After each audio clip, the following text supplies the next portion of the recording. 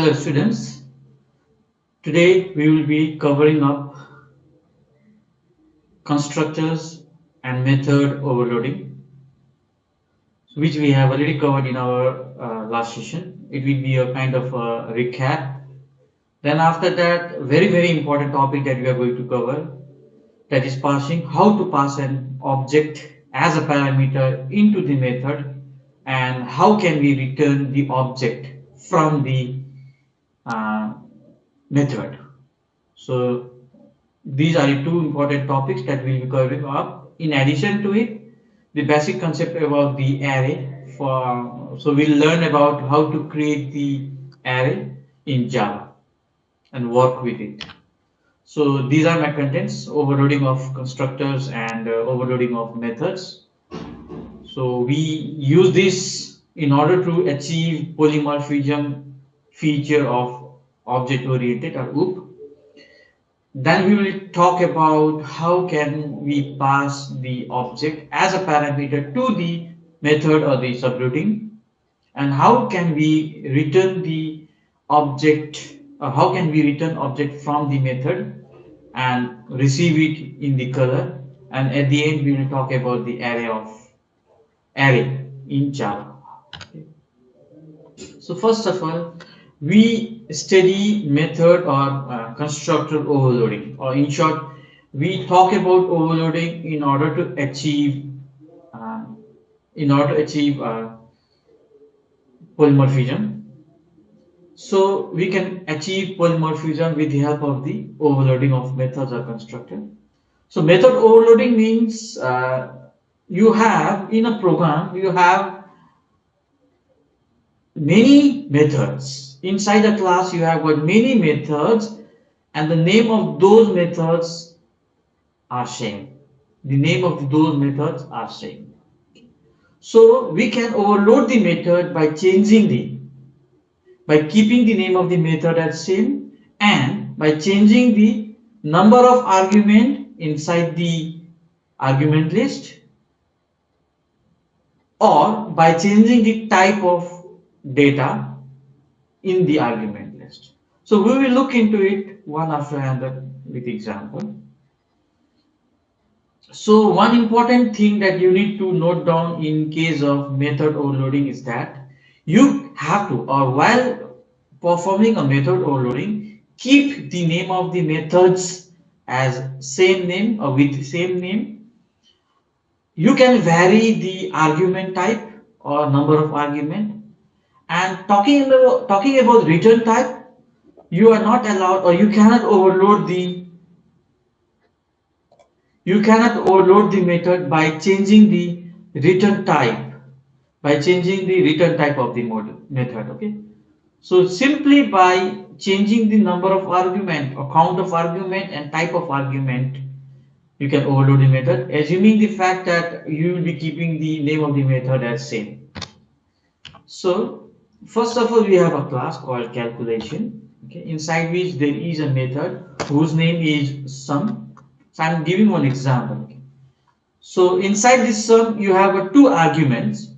One is integer a, another argument is integer b, and you have got some print statement.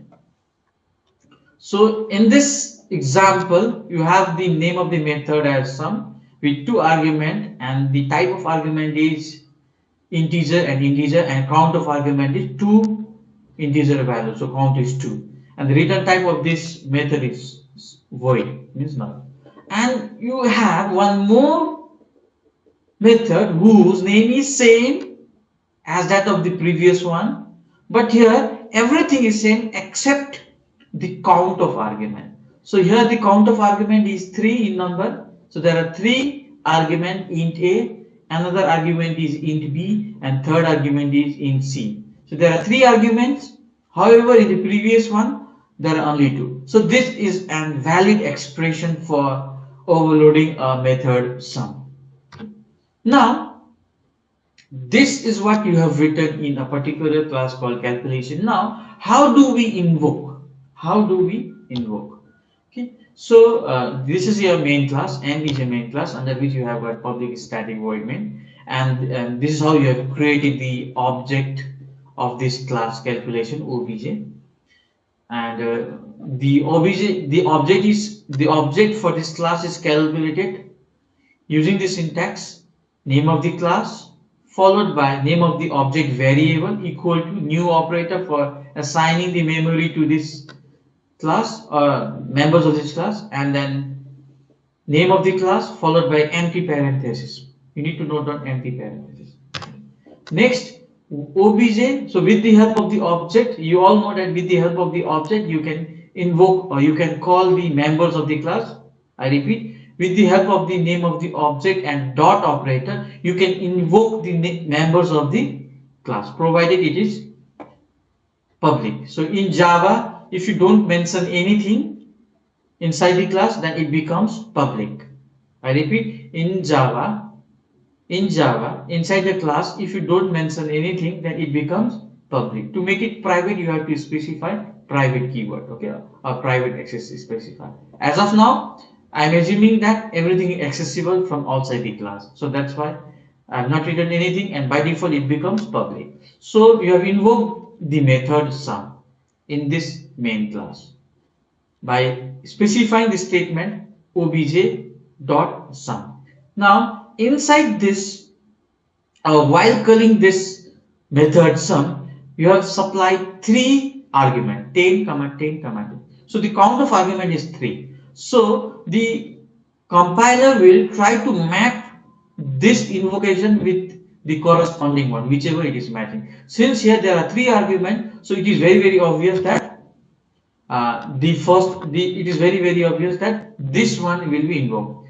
That subroutine or that method or that member of the class will be invoked at this time that is matching with 3 number of arguments. So it gets matched with the second one sum. Okay, so this 10 will go to A, this 10 will go to B, and 10 will go to C, and that's how you get whatever the SOP says. Now we have got another statement, void sum. Here you have supplied only 2 argument with value 20 and comma 20.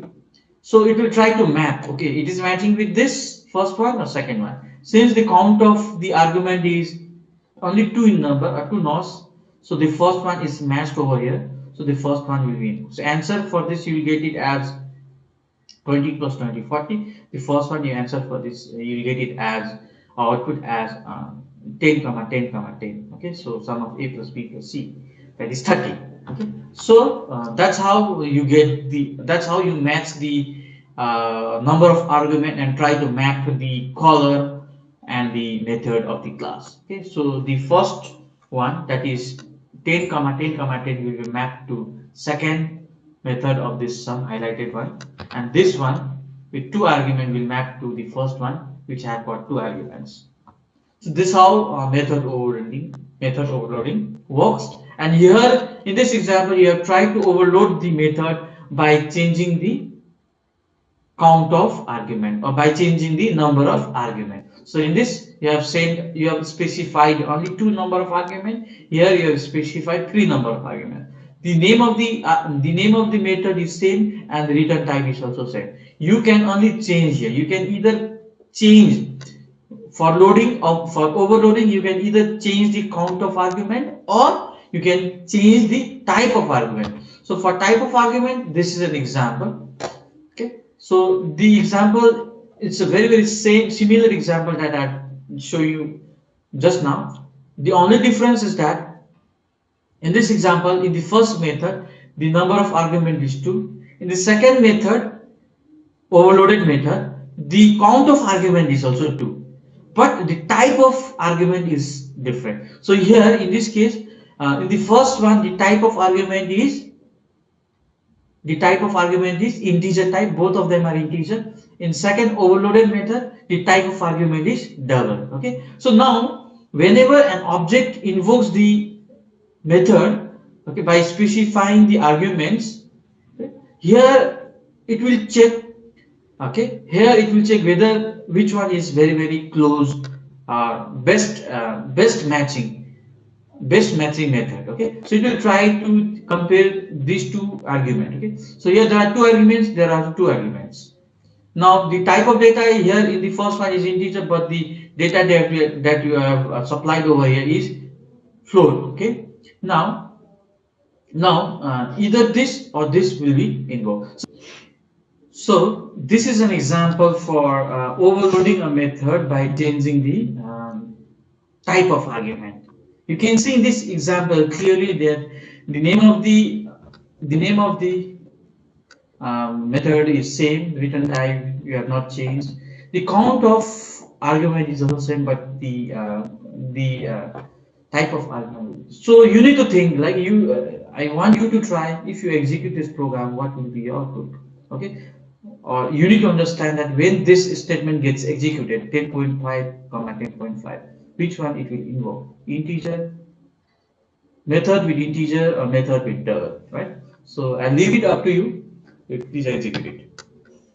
So now, whenever you try to overload the method by changing the type of argument, whenever you try to overload the method by changing the type of argument, in that case, the typecasting or type promotion knowledge has to be there with you in order to correctly overload the method. So this is a rule. Okay, this is a universal rule. So in short, I'll tell you, if you have supplied the data while during the call, if you have supplied the byte type of data and invocation you don't have byte, during the invocation you have supplied data with byte, and at the time of like a definition you don't have byte, but instead of it you have a short, so it will be mapped to short. Okay, similarly, suppose you have invoked the data by specifying the integer data type, but while specifying the definition of the method you don't have integer data type. In that case it will be mapped to float. Like that way it will go. Okay, so I'll show you one example. Suppose there is a class called overload, OVLT in shortcut, and there is a main class. Inside the overload there are two methods. Okay, or you have overloading method with same name. Okay, sum, and in first one you have specified two argument, and in second one you have specified second argument. Three arguments, right? So first argument in both are integer. Second one is long and another one is in B, okay, and so on. This is very obvious that it will match with the you try to match this invocation 20 comma 20. So this 20 comma 20, this function call or subroutine call or member call is not at all matching with both of them. Neither it is matching with this 100% because both are integer. Okay, here in this case there is one integer, one another is long, and it is also not matching with the second one because there are three arguments. Here only you have specified two arguments. So when this statement gets invoked, which one will be executed? The first one or second one? That is a question. Okay, so based on the rule, if you see based on the rule, it will go to the first one. Okay, and the second one will go to the second one. Okay, so now we will look one more example, the last example. So I have got the class overload, okay, and I have got the method with two arguments. One is integer and one is float. So I have got one simple statement SOP. I have overloaded the existing method, but here the difference is one is integer, so first parameter is matching in both cases. Second parameter float and double. Okay. So now this is a main class, and this is your PSVM. You have created the object as per the rules. Now here you can see you have invoked the method, overloaded method, by specifying the two number of argument of type integer. Both are integer. So this is not at all matching with this also, because here you have specified both of them as integer. Here one is integer, one is float. Here one is integer and the one is double. So which one it will use? This is the interesting one. So if you follow the rule, it should integer is very close to float rather than double. Okay, so just imitate. If you see the size of the container of data types, maybe the integer takes 4 byte and float takes 6 byte and double takes 8 byte. So it goes in that hierarchy. So from that perspective also you can easily make it out, although you have to follow this rule. Okay, so integer will first check whether float is available or not. Okay, if float is not available, then it will go to double. But if float is available, it will first go to float. That's why you can see there is an arrow going from integer to float and float to double. So this hierarchy you need to maintain. So now you need to answer it, right? So when this is invoked, sum is invoked, it will use the first type. Okay, so this is known as a type promotion. Okay, I hope you have understood. If there is any doubt, we can have further discussion with example. So this will use this first one, not the second one. So everything was matching very closely. It was matching with both of them, but due to the type promotion rule, this will be invoked. Okay. Similarly, you can see there are two overloaded method over here, sum and sum.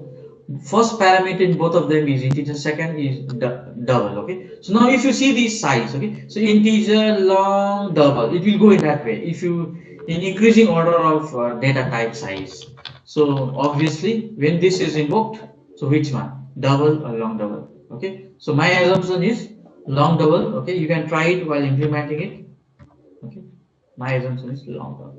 Okay, so not double. If you see the rule also, I'll show you the rule. If you see the rule, so long, integer goes to long, not double. So double, the size of double is very large than the integer. Okay, so the size of the integer is less than the size of the long, and the size of long is less than size of the double.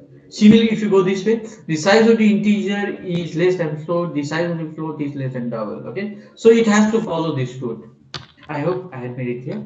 Now we will look into another topic, constructor overloading. Okay, I have already highlighted you the importance of constructor overloading in my last session. So basically, the constructor is used to initialize the instance data member of a class. For example, the instance data member of this class are with height and depth. So you have to initialize this. Okay. Now, when you want to initialize, at the time of object creation,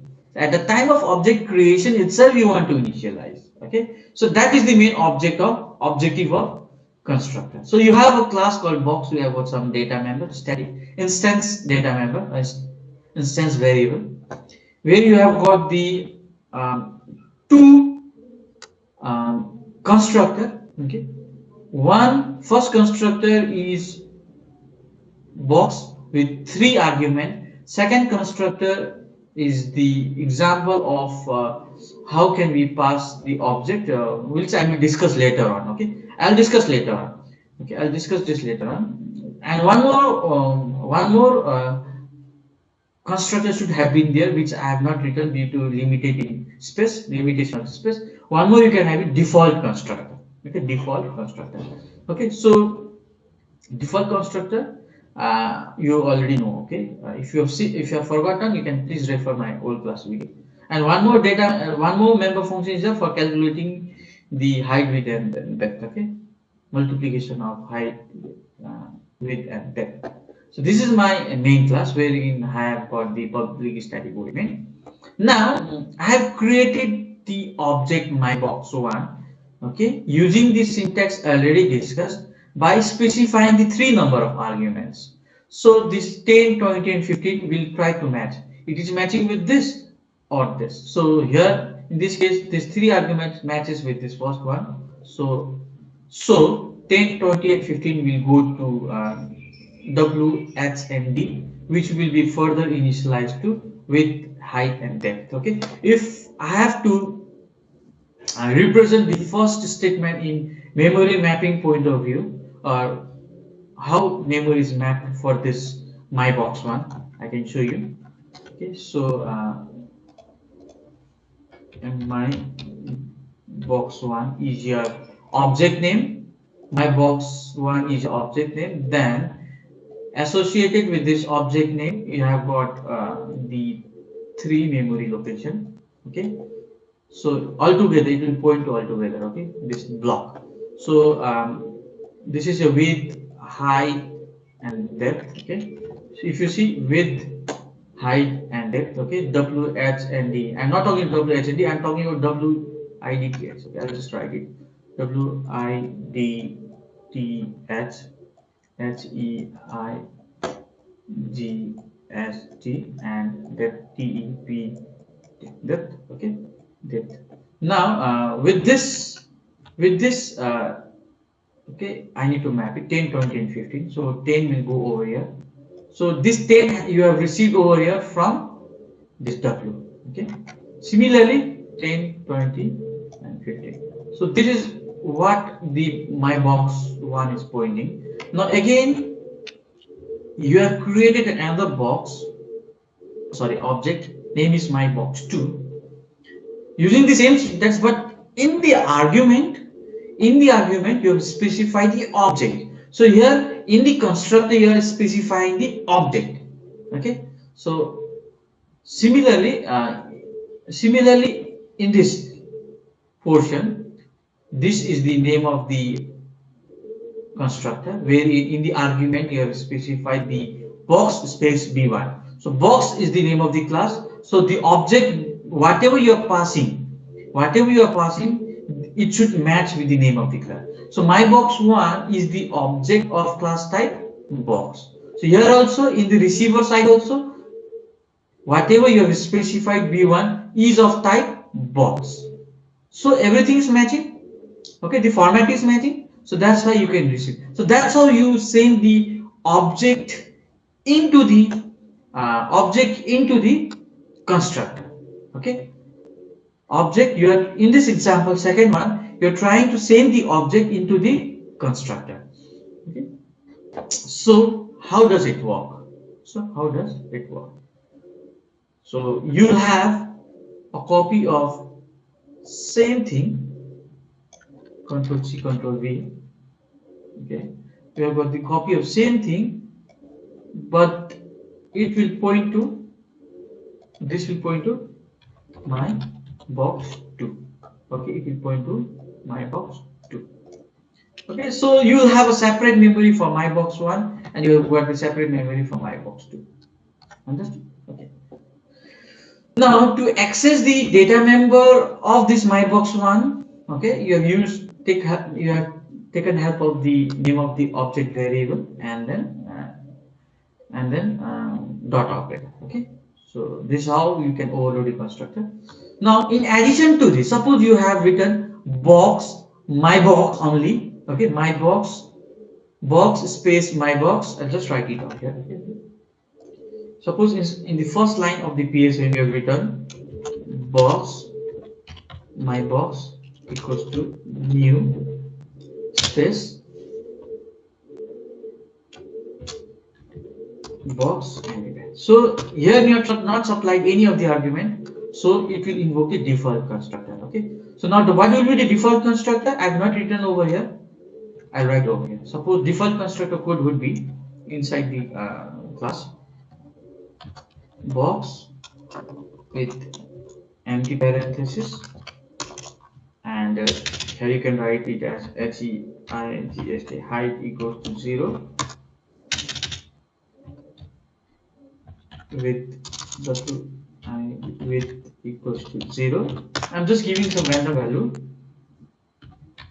Length, height, width, and depth. Sorry, depth equals to 0. So this will be mapped to this one, or sorry, this will be mapped to this one. Okay, separate memory will be created. Okay, so that's how constructor overloading works. And the next one is the how can we pass the parameter and how can we return the object in terms of object. Okay, in terms of method. So previous one example you see in terms of constructor. So there is a class complex, there are real part and imaginary part. This is my default constructor code, this is my parameterized constructor code. wherein you have got two arguments R and I. So this R is different from this R. Okay, this is your uh, local variable, and this is R is your instance variable. So this R and this R is different, and you have got method name is add, who is taking two argument, and the type of two argument is complex type, that is this class type, and this class C1 and C2 are the variable name of this class type. Okay, and the return type, if you want to return it, instead of void you have got the type of class of which you want to return it. So I want to return this type only, so that's why I've written complex. So this is the prototype. Now the definition I'll talk it later on. Okay. So you have got the main class PSVM. So now you have created the C1 object. So when you have created the complex C1 equals to new complex 4 comma 8, the 4 comma 8, 4 and 8 will go to R and so for example I'll show you out here.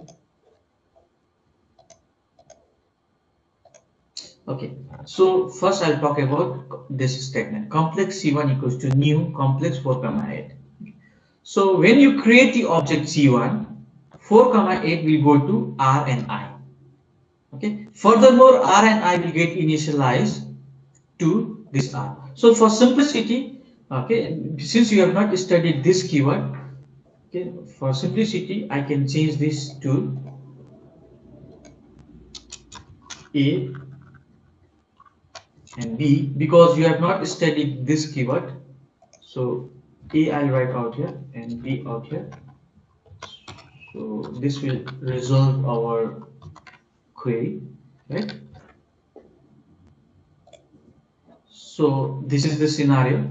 So when you have created the C1 object, this is your C1 object mapped to R and I. Okay, I'll have one block only for convenience. So you have sent in R 4 and I.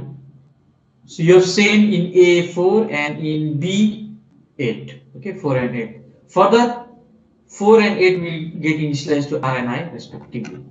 So 4 and 8 will correspond to object C1. Right? Now let us talk about the second statement. Okay, let's talk about second statement. Pointer option. Second object is C2. Wherein you have supplied 5 and 7. 5 will go to A, 7 will go to B, and further 5 and 7 will go to R and I respectively. So C2. Okay, so C2 is going to memory R and I with value. I forgot the value 5 and 7. 5 and 7. Okay, and then the third statement, I have got the third object which invokes the default constructor because you have not supplied any one of the argument. So this will be invoked. So some random value. Okay, as of now in Java 0 will be initialized in R and I. Okay, whenever you invoke the default constructor. Fine. So this is C3 for R and I. Okay, for R and I. So 0 and 0 will be initialized. Fine. Okay. Now after that, C3 dot add function has been invoked. So we are talking about how to pass the object as a parameter. So these C1, C2 and C3 are the object. So in this invocation, C1 and C2 are the object. So you can pass the object as a parameter by just specifying the name of the object. You need to just specify name of the object. C1 and C2 are the name of the object that you supplied over here, which is received over here, C1 and C2. Furthermore, you have created one more object CTemp. Okay, you have created one more object CTEMP. Okay, so in this CTEMP, you have created the object, and then in CTMP you will have two memory allocated to R and I. let us keep it empty as of now. Okay, so when this is executed, this thing will happen. Okay, now C1.R. C1.R is added with C2.R. Okay, so C1.R is 4, C2.R is 5, 4 and 5 is added up and gets initialized in C10 of R, and 4 plus 5 is 9, so 9 will get initialized over here.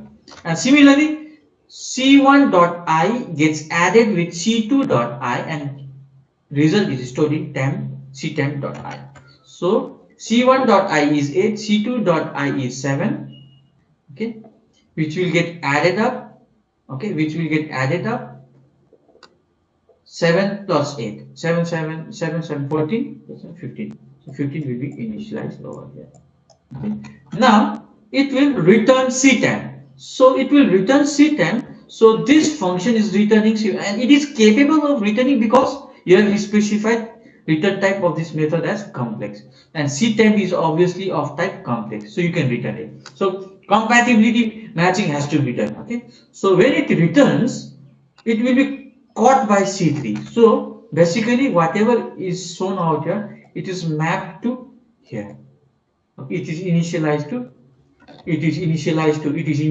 C3. So here instead of 0, it will get replaced by 9 for R, and instead of 0 for I, it will get replaced by 15, just because you have got the initialization statement here. So that's how you will find the output, or you will get the output as 9 and 15. Okay, so that's how you send the object as a parameter by just specifying the name of the object, and for returning it, you have to, instead of void, you have replaced it by the name of the class. So you will return the object by at the time of declaration of prototype, you need to specify the name of the type of class of which you want to return the object, and return statement should be there. Okay, and you have to return the while returning, you have to specify name of the object. So C10 is the name of the object. So it's the matter of very simple example. This you can try it out and experiment on your own. Next is the Java array. Okay, so what is an array? So array is a data structure where you store the data of similar type in contiguous fashion. Okay, you have got two different types of array: single and multi-dimensional array. So we need to, as of now, we need to create an array, or we need to learn how to create an array. So an array can be created using 3 steps: declaration, memory allocation, and putting values, or initialization statement. So how do we declare an array? So an array is declared with the help of this syntax. There are 3 different kinds of syntax.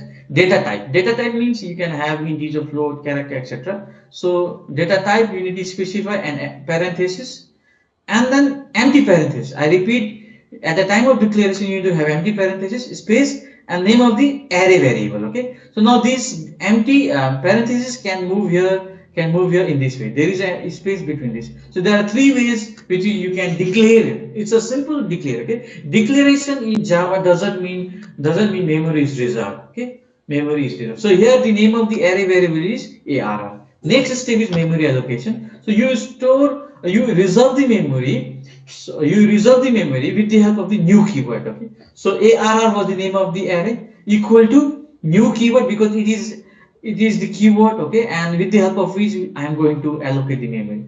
So again, you need to specify the data type. So this data type and this data type should be matching. If it is integer, you specify integer out here and specify the size. If you specify size 10 as 10, then 10 into 40, 10 into 4, 40 bytes of memory will be reserved for the array. Why 40? Because one data type for integer takes 4 bytes, so that's why 40. If it is of character, 1 byte then, or 2 byte, then accordingly it will do it. Okay. Now indexing, initialization. You can initialize the elements into an array using the equal to assignment operator and specifying the index number. So indexing starts from 0. Indexing in Java starts from 0. So ARR of 0, in 0th location you are initializing 10, and then so on in 1th location 20, and so on. Okay.